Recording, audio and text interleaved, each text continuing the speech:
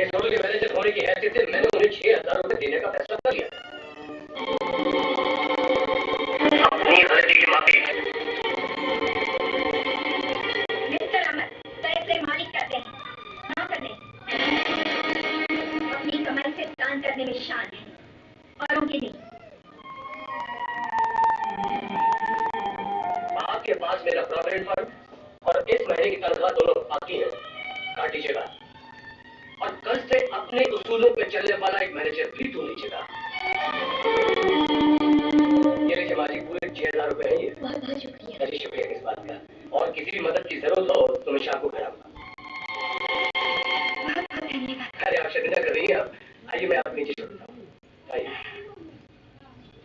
वही जो जिंदगी में पहली बार हमारे साथ हुआ है और हम पत्थर पे तमाशा देखते रह गए। माँ बेटी ने पता नहीं क्या जादू किया है, अमर बाबू तो उनकी बातों में ही आ गए। कहाँ होंगे इस वक्त? नहीं मम्मी, ऐसा नहीं हो सकता। बेटी, इसी मनहूस दिन के लिए हमने तुम्हें मना किया था कि दूर रखो अपने आप को इन लोगों से। ये लोग हम अमीरों की दौलत को दोनों हाथों से लुटाने के लिए हमारी दुनिया में आते हैं, मगर तुम्हारे प्यार की अंधी बिजली हमें अपाहिज बना दिया। ना चाहते हुए भी हमने अपने दिल पर पत्थर रखकर तुम्हारी शादी कर दी, लेकिन क्या मिला?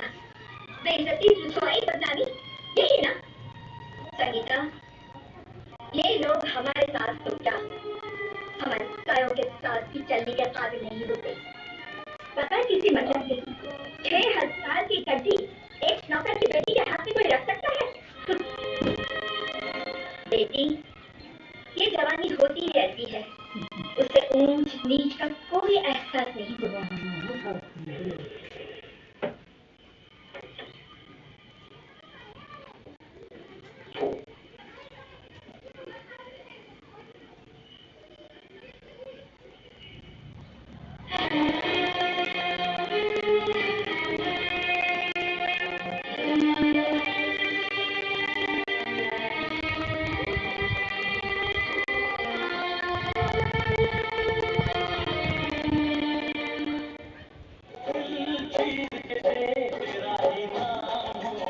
रंग आज शाम 6:10 पर सिर्फ वीवो यू तड़प पर।